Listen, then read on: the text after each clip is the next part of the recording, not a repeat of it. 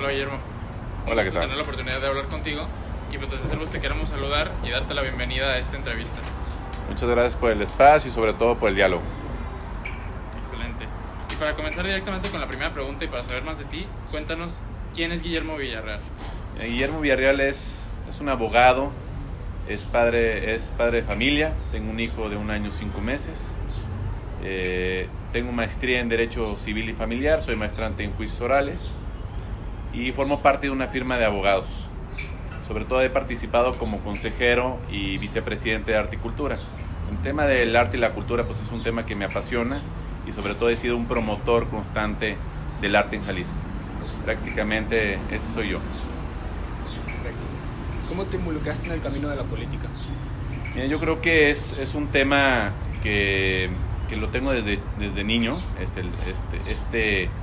estas ganas de saber qué está pasando en nuestra ciudad, en nuestro país y ver cómo podemos cambiar nuestro entorno social.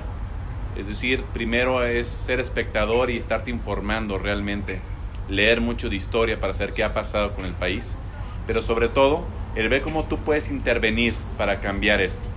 Y es por eso que yo tomé la decisión de ser ciudadano, no solamente ser una persona más que vive en una ciudad, sino un ciudadano es aquel persona que se intromete para cambiar nuestro entorno social, para cambiar su realidad. Y es lo que yo quiero hacer. De igual manera, ¿cómo te involucraste dentro de la política? ¿Cómo me involucré en la política? Mira, primero, desde niño, mi familia que se metía en el tema de la política, pues trataba de ayudar en la medida de lo posible. Pero ya después, en la elección pasada del 2018, estuve ayudando mucho a Tatiana Cloutier, que es amiga, es con alguien que tengo muy buena relación, y estuvimos ayudando con eventos empresariales para que entendieran de qué se trataba el proyecto de Andrés Manuel López Obrador. Entonces, ahí también en ese año participé como candidato a síndico en la planilla de Irán Torres, que iba para presidente municipal de Zapopan por Morena. Y en esta ocasión, pues ya tomé la decisión de ser candidato a diputado, para desde el Congreso cambiar nuestra realidad, nuestro entorno social, haciendo algunas reformas, velando por el presupuesto público y pues bueno, yo creo que se puede ayudar mucho. Sobre lo que hiciste del Congreso local, ¿qué es lo que pretendes aportar y qué es lo que te motiva para llegar ahí? En el Congreso local hay que entender que ahorita la mayoría la tiene Enrique Alfaro. Tiene un Congreso a modo, la mayoría la tiene Movimiento Ciudadano. Y eso es peligroso. Es peligroso para todas y todos. ¿Por qué? Porque él destina el presupuesto donde le interesa, no donde realmente importa.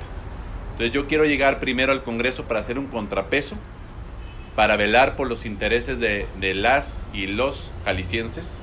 Y sobre todo hay muchas partes aquí en el Distrito 10 que son zonas muy marginadas, donde no tienen luz, donde no tienen agua, donde no tienen calles, no tienen drenaje, no tienen seguridad, no hay agua, no tienen nada.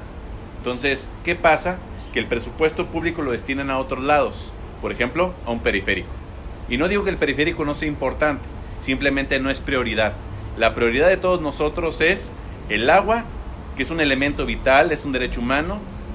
También es el tema de la seguridad, no podemos salir tranquilos desde la casa. Y 3, nuestro bosque de la primavera, que no le han metido un peso. Y solamente el 20% del bosque de la primavera es de los jaliscienses.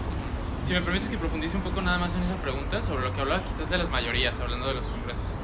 ¿Qué clase de limitantes crees que pueda tener una mayoría como tal? ¿O es porque es de MC en particular y crees que le están haciendo las cosas mal? ¿Y qué pasa también como en ese análogo en el nivel federal con una mayoría, por ejemplo? O sea, ¿consideras que es de alguna manera limitante para la democracia o algo por el estilo? Mira, yo creo que nosotros como jaliscienses, primero, nos damos cuenta lo mal que estamos. Están autorizando vivienda en donde no se permitía. Están creando ciclovías para arruinar nuestras arterias viales. Sobre todo, la inseguridad está en aumento. Somos el segundo estado con más inseguridad en el país, el tercero más violentos, el primer lugar en desaparecidos, el primero en fosas clandestinas. Somos el cuarto estado con más feminicidios. Yo te diría, ¿están utilizando bien el presupuesto? ¿Lo ves? Tuvimos una deuda de la más alta de la historia, hipotecaron el futuro de los jaliscienses. ¿Lo ves? O sea, ¿lo ves reflejado en nuestras calles? Yo creo que no. Yo creo que no estamos viendo eso. Entonces, ¿qué está pasando con el presupuesto? Que se lo están llevando a otros lados. Realmente yo no lo veo reflejado. Tenemos la deuda más alta de la historia, como dije. Tuvimos el aumento más alto de la historia en el transporte público, con el pretexto de que iba a ser digno, moderno y eficiente. Subieron de 7 pesos a 9.50 y realmente son 10 pesos, porque la máquina no da cambio. Pregúntale a la gente si es justo eso o no. A la gente que vive al día, que se tiene que mover de su casa al negocio. No. Y sí creo, en base a la última parte de tu pregunta, sí creo en la democracia. Yo creo que tienen que existir los equilibrios en el Congreso, porque solamente así se construye una verdadera nación. Solamente así podemos velar realmente por los intereses, por las diferencias, y se trata de eso, de hacer política en el Congreso. De, a través de la razón, de la política, crear ese consenso y que se vea realmente por la ciudadanía, por los mexicanos, por los jaliscienses, no por intereses políticos de un grupito, sino por todos. ¿Cuáles serían las motivaciones que tendrías dentro de ese espacio de la seguridad? Mira, en la seguridad es muy fácil. Vamos a priorizar que el presupuesto público sea destinado a la seguridad. ¿Cómo? Que exista sus elementos suficientes de defensa y ataque. Hace algunos días salió en todos los periódicos de la ciudad que hubo una manifestación de policías porque no tenían ni armas, ni gasolina, las unidades no tenían llantas, los chalecos están todos perjudidos. Pues ¿cómo pretendemos que la policía nos vaya a cuidar si no tiene eso?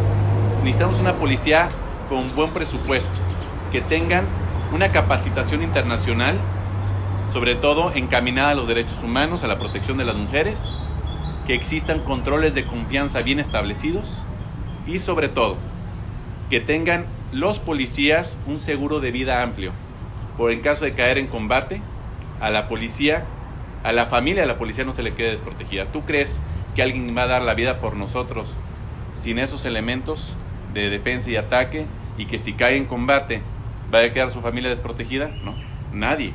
Y por el sueldo que les dan, entonces hay que aumentar el sueldo y sobre todo hay que brindarles de tecnología para que esa tecnología sea eficiente. No puede ser posible que el crimen organizado, eso sí, tengan toda la organización, toda la estructura, toda la tecnología y los policías no.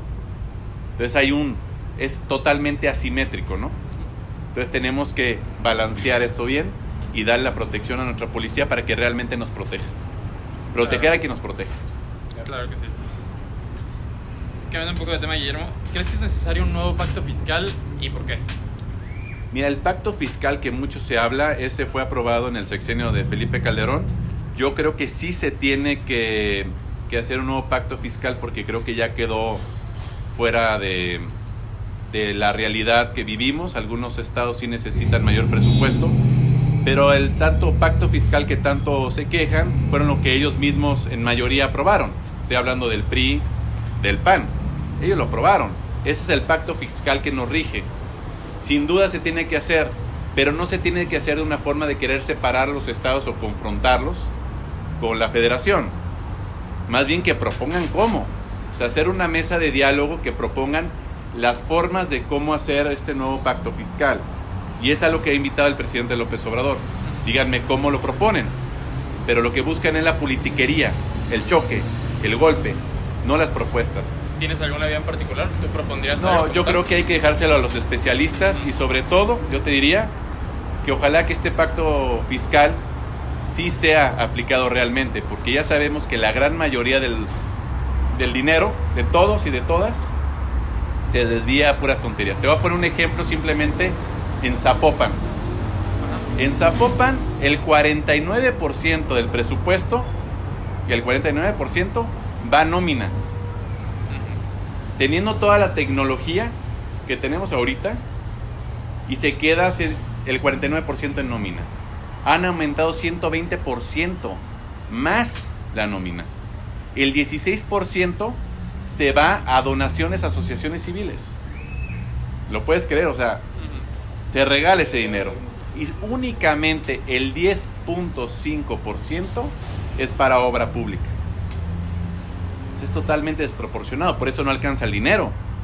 Más bien, no quieren entender que el dinero no alcanza, porque no cobran bien el impuesto predial a quien se lo tienen que cobrar.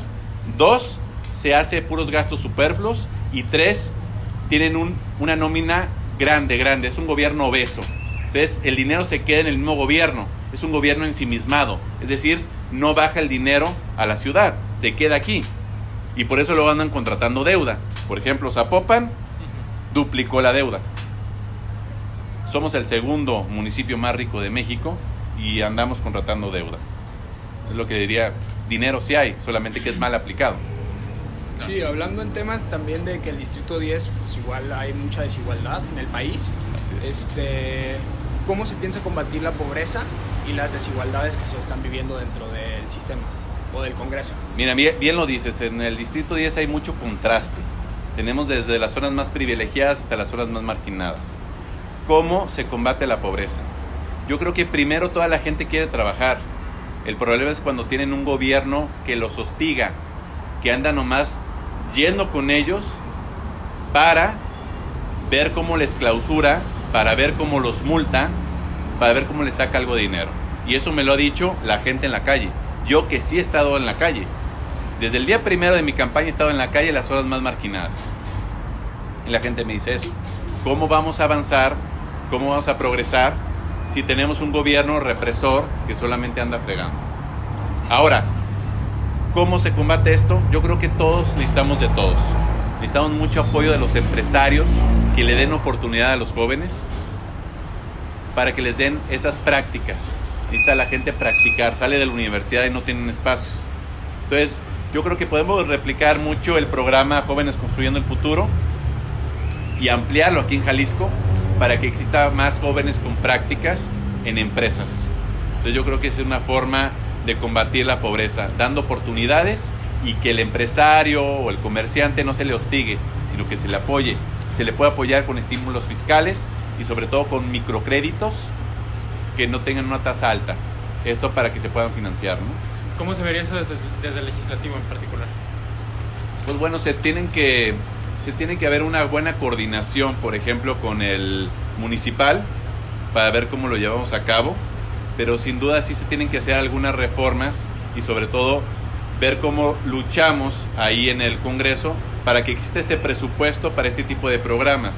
Por ejemplo, con una iniciativa de un programa para el apoyo a los jóvenes empresarios, para los jóvenes comerciantes, para los estudiantes, para los estímulos fiscales.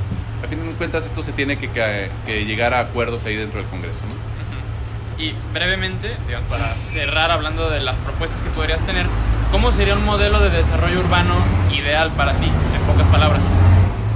Yo creo que el gran problema que tenemos, no solamente aquí en Zapopan, ni en el Distrito 10, sino en la mayoría de las ciudades de México, es que tenemos gente que nos gobierna, que ven su ciudad a 3 años o a 6 años, y nuestra ciudad la tenemos que ver a 30 años, como lo ven en otras ciudades del mundo. Tú tienes que tener la visión a 30 años. ¿Cómo? Dejar de estar autorizando vivienda vertical en todos los puntos que se les ocurra. Eso es corrupción. ¿Por qué? Porque cada vez tenemos más edificios, tenemos más caos vial y están totalmente solos, abandonados.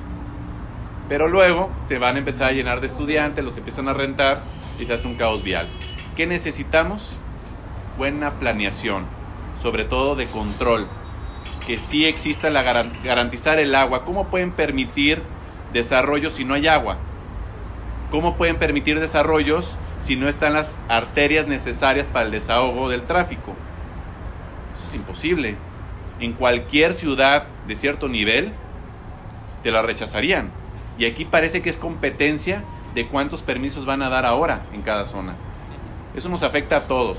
Y todavía se les ocurre construir ciclovías, que estoy a favor de las ciclovías, pero mal planeadas. Se les pone donde se les ocurre, no donde los vecinos les dicen que sería bueno ponerlas, ¿no? Inclusive, como ahondando en el tema de la primavera, que es un tema que realmente ecológicamente importa, ¿cómo se podría evitar que se desarrolle urbanamente en zonas donde existen básicamente árboles que no deberían de ser talados o quitados por medio de la urbanización, y evidentemente existe la corrupción dentro de ese tema. Bueno, ya existe, más bien tienen que acatar lo que establecen las leyes estatales.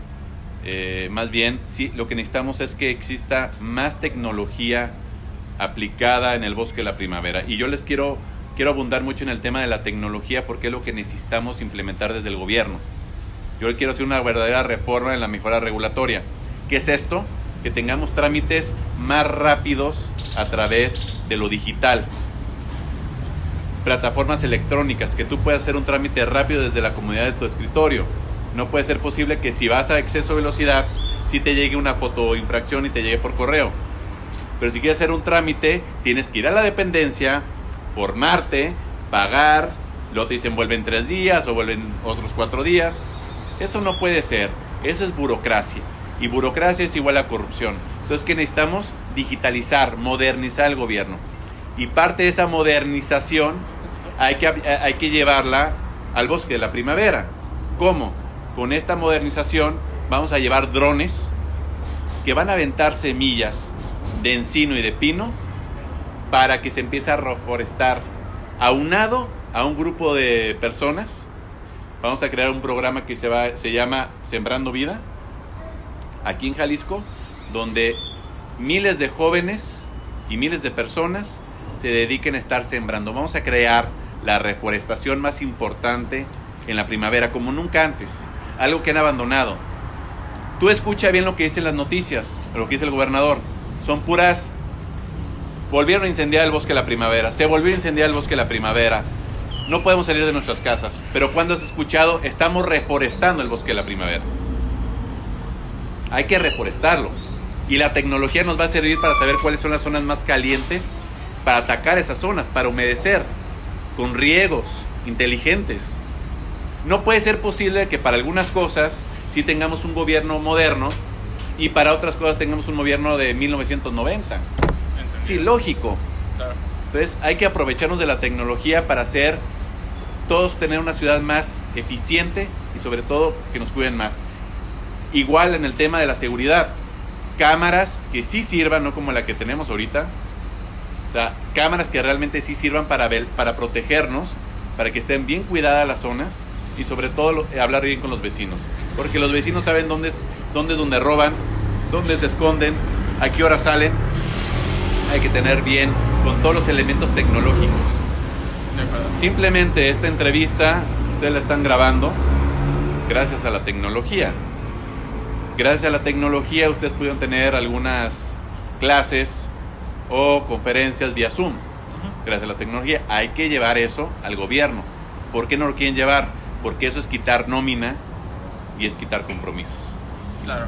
Si te parece, igual nos movemos también a ciertas preguntas sobre teoría, quizás política, y para estas, o sea, las cosas que fundamentan las propuestas en un futuro, las propuestas que serían de Guillermo Villarreal, y nos interesa saber qué opinas al respecto. ¿Está bien? Así que adelante, David.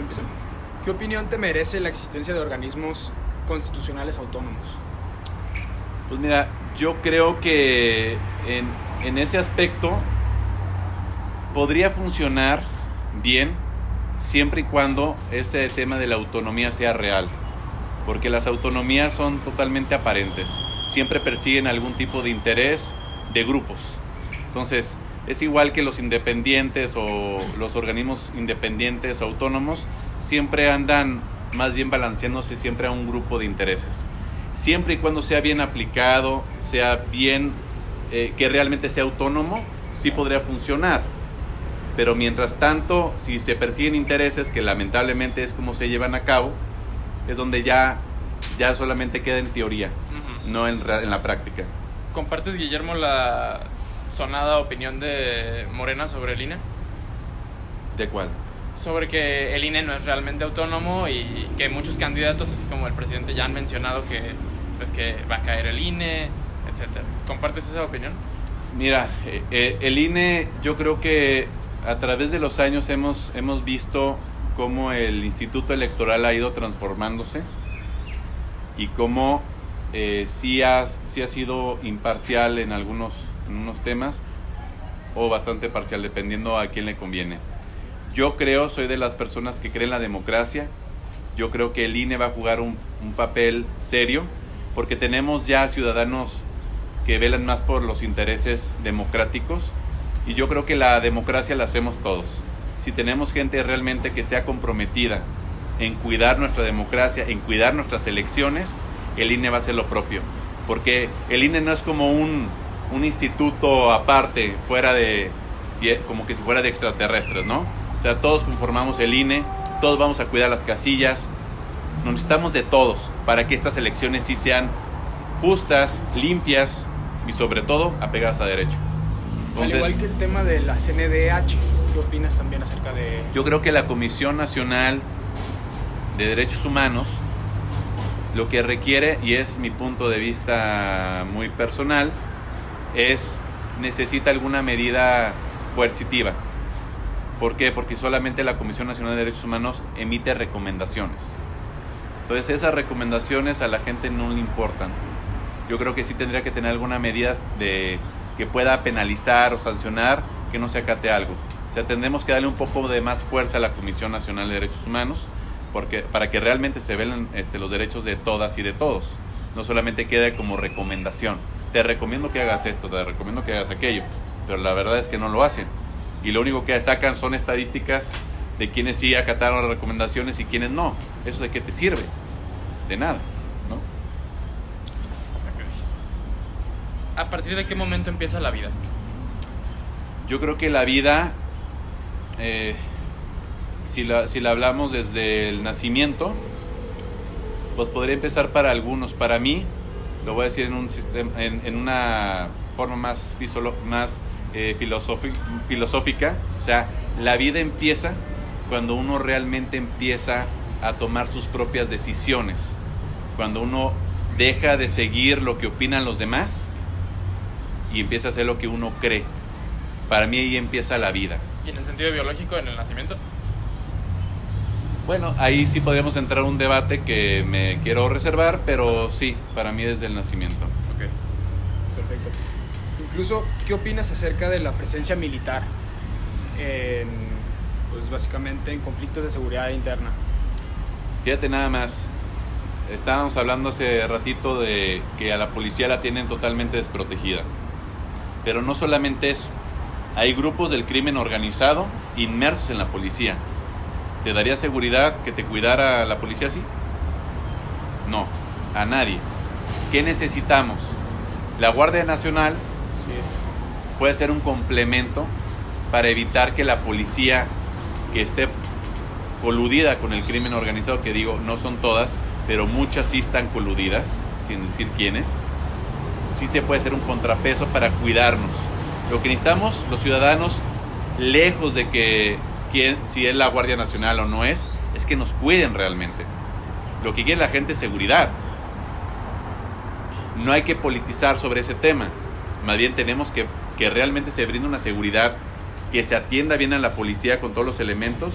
Y si la Guardia Nacional puede tener un factor de cuidado en este país que nos lo dejaron tan desprotegido a través de guerras entre el narco, entre células criminales que fueron creciendo a través del tiempo, si es necesario, yo creo que sí. Y sobre la Guardia Nacional, ¿cómo podría ser el contrapeso dentro de la seguridad, que estamos hablando acerca de la policía, y de igual manera en las carreteras? Yo creo que es justamente lo que comentaba. Yo creo que el crimen organizado ya está totalmente asimétrico con la protección que nosotros podremos tener, y lo vemos a diario. O sea, México se convirtió en un país muy inseguro, nuestras ciudades son muy inseguras. Ya les dije, Jalisco es el segundo estado más inseguro del país. ¿Qué pasa? Entre más seguridad tengamos, ¿por qué él nos tendrá que incomodar? ¿A quién le incomoda tener mayor seguridad? A mí no.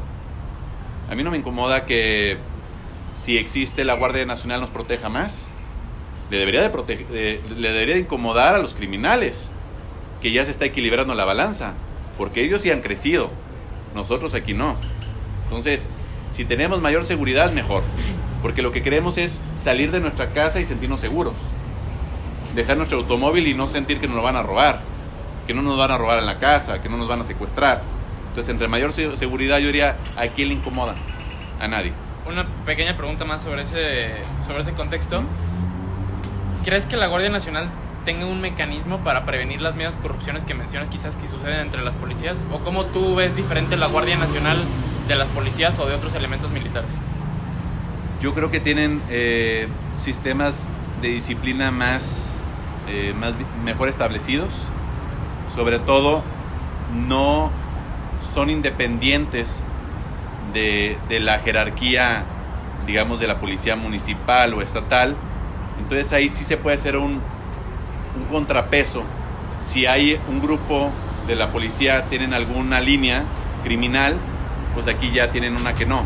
Entonces ahí sí se puede ver un contrapeso para evitar que exista la inseguridad, o sobre todo que se involucren o estén dentro de la corporación grupos criminales, ¿no? Yo creo que podría ser esa una de las medidas. Okay. Siguiendo, en la eterna tensión entre constitución y democracia, ¿por cuál te inclinarías tú? Por constitución o democracia. Así es. Yo siempre he sido a favor más de la democracia, porque muchas veces el tema de la constitución se ve muy bonito en papel, ¿no? Tú tienes una carta magna que te marca cuáles son nuestros derechos y nuestras obligaciones como ciudadanos, como mexicanos, pero la democracia se aplica más en nuestra vida.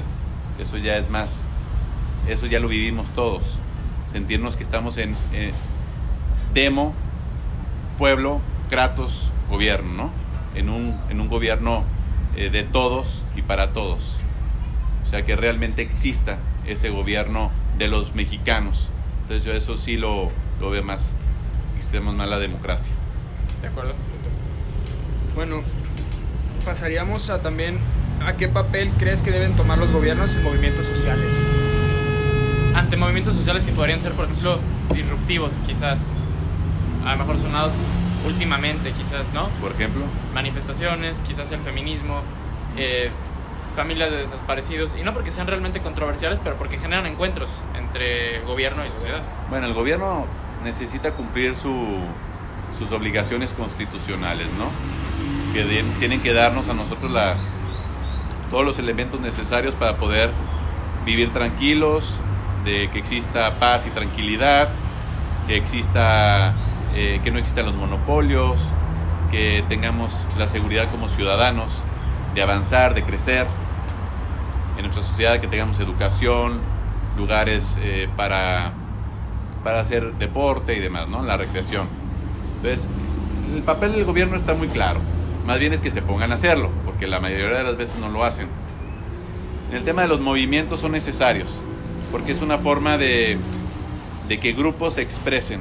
Es parte de la democracia, justamente. Que se expresen de la libre manifestación. Yo lo único que sí creo es que tiene que ser una forma pacífica. Hay formas de manifestarse, no tienen que ser violentas. La violencia no nos lleva a ningún lado. La violencia solamente altera y saca lo peor de nosotros.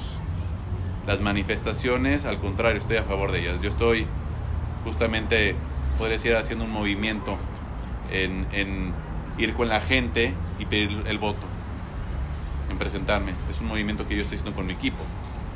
Los movimientos son importantes para todas y todos, siempre y cuando eso, que exista, que sea con respeto y sin violencia.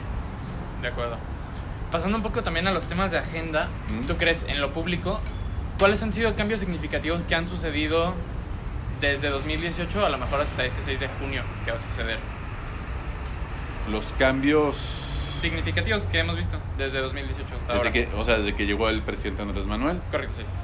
Yo creo que lo más importante ha sido ponerle un alto realmente a la corrupción. La corrupción no se ataca, no se termina, se combate la corrupción. Siempre va a haber gente corrupta, en todos lados. Pero yo creo que los privilegios que tenían algunos grupos en donde no pagaban impuestos, donde se les perdonaba el impuesto sobre la renta y se nos cargaban a todos nosotros, o sea, a nosotros si no lo cobraban, ellos se los perdonaban. Yo creo que ese combate fue muy efectivo. Obviamente de ahí surgieron varios grupos que están muy molestos porque estaban acostumbrados a no pagar el impuesto sobre la renta. Por otro lado, tenían contratos a modo, y eso lo hemos visto a través de estos años, ¿no? Tenían contratos a modo, jugosos, leoninos, y que hemos empezado a rescatar nuestra soberanía.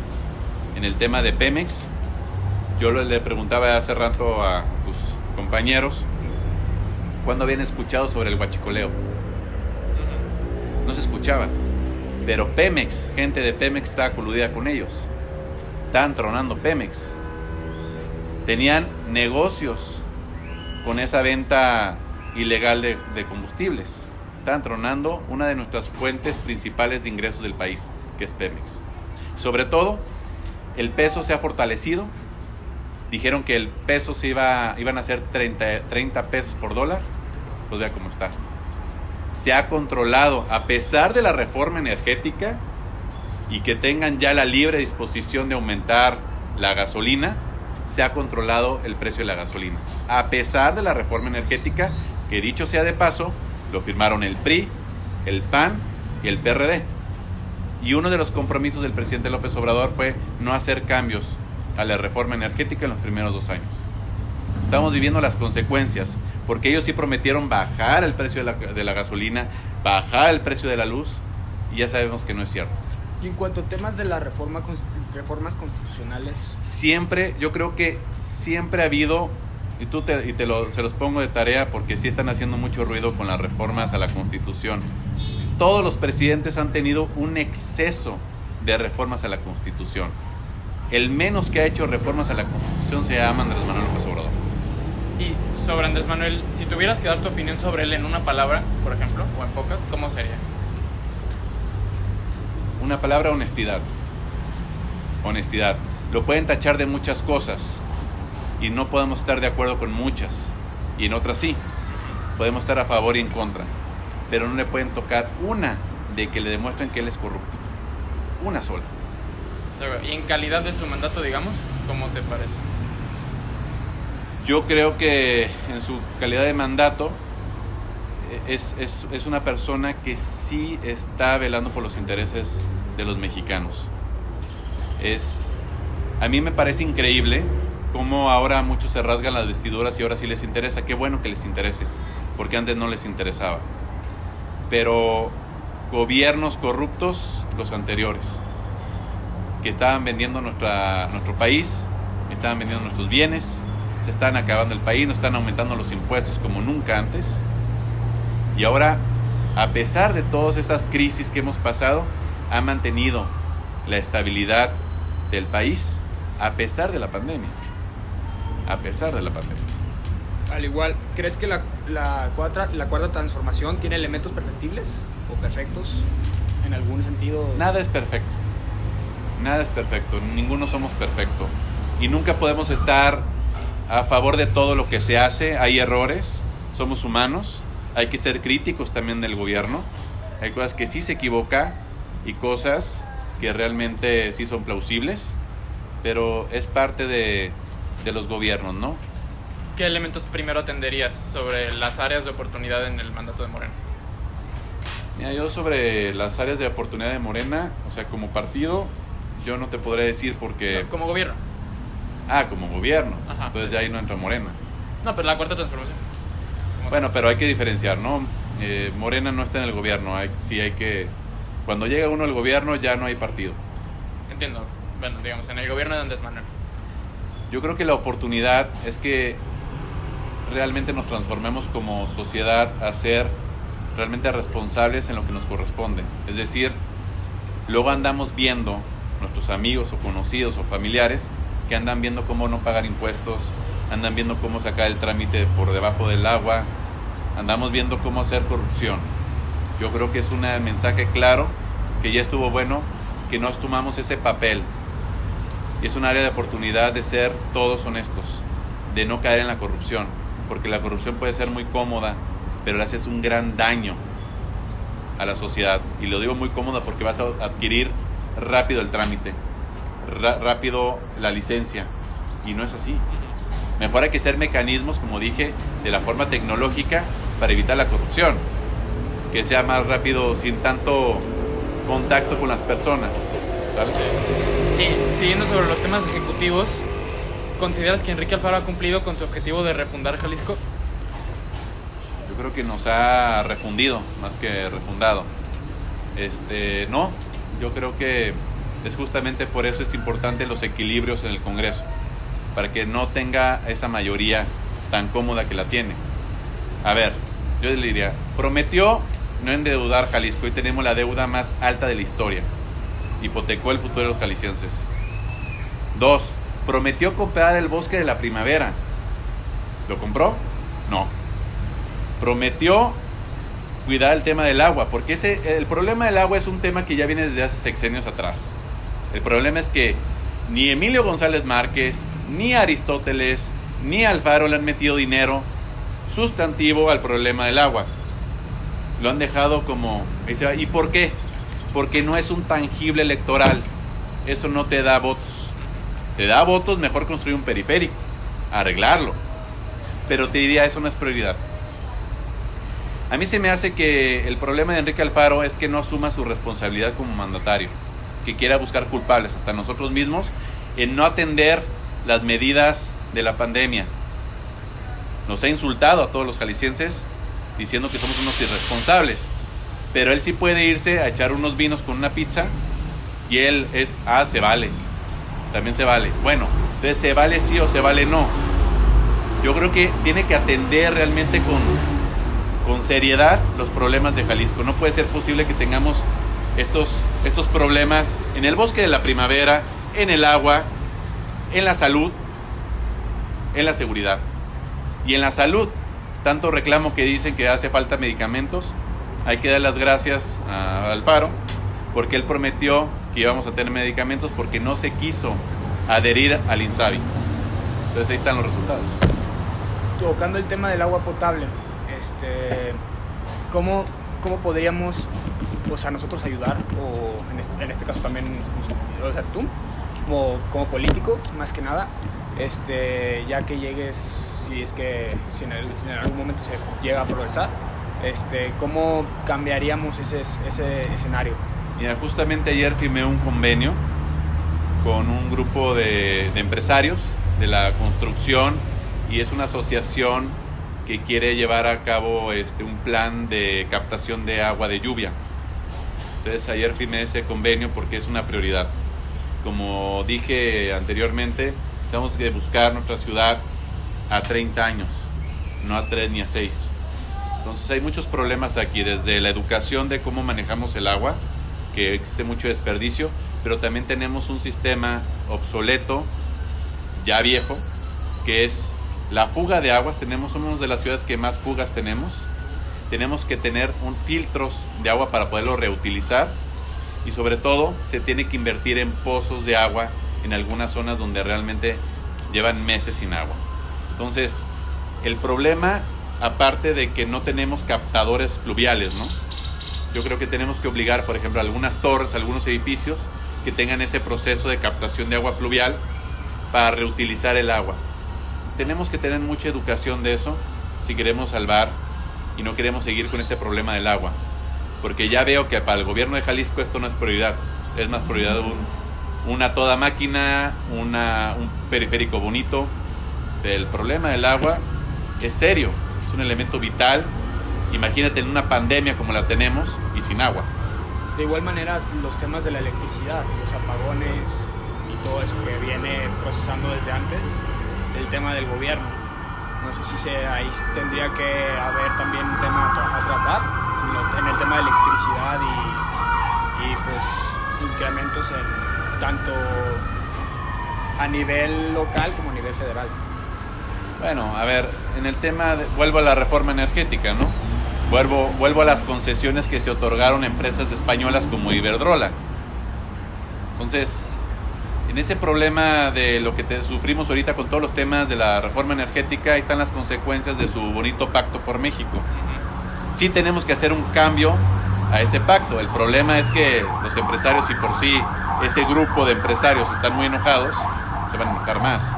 Pero definitivamente tenemos que mejorar nuestro sistema de el sistema de luz que tenemos, pero por eso tenemos que hacer esos cambios. Y digo, no pretendo interrumpirte, pero regresando a los temas de este contexto político que vivimos en México, y ya para cerrar esta sección, ¿qué opinas de los partidos que operan como satélites de otros? Mira, yo creo que deberíamos de tener realmente menos partidos. O sea, no son demasiados partidos que a final de cuentas, como bien dices, luego se empiezan a vender como un activo político de votos y hacen y se van y se adhieren a otro a cambio de pactos en lo privado. Yo creo que a final de cuentas lo mejor es que tendremos que tener un límite o poner algunas reglas más establecidas. A ver, si eres partido, que no vuelvas satélite, porque luego también llegan, por ejemplo, al Congreso. Voy a poner un ejemplo: llega una Lili Téllez de Morena al Congreso gracias al voto de Morena, y luego en el Congreso se va al PAN.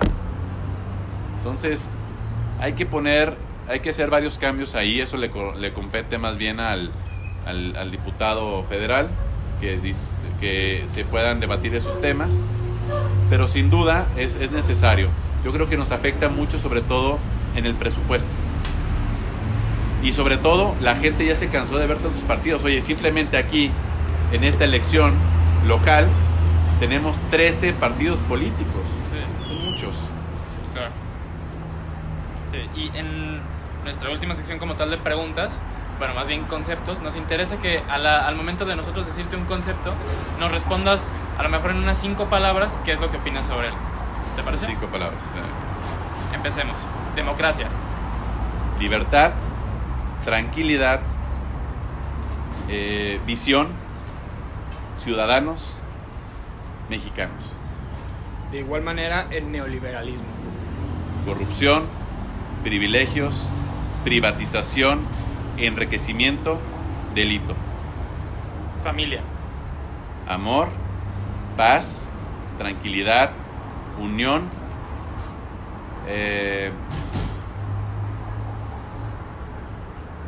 amistad. Modernidad. Futuro, tranquilidad, paz, desarrollo y crecimiento. Oposición. Necesaria,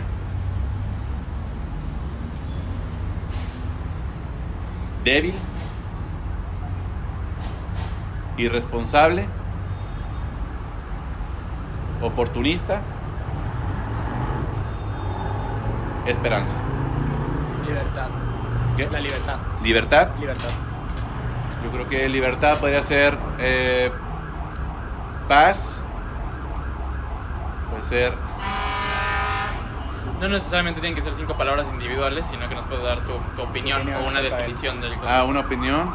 O tu propia definición del Siguieron concepto. 5 palabras. Ajá, pero ¿Opinión o palabras? una definición breve, digamos. Ok, si es libertad, pues yo creo que para mí la libertad es la manera de conducirnos con tranquilidad, de saber que nuestros derechos no van a ser perseguidos, que vamos a poder expresarnos.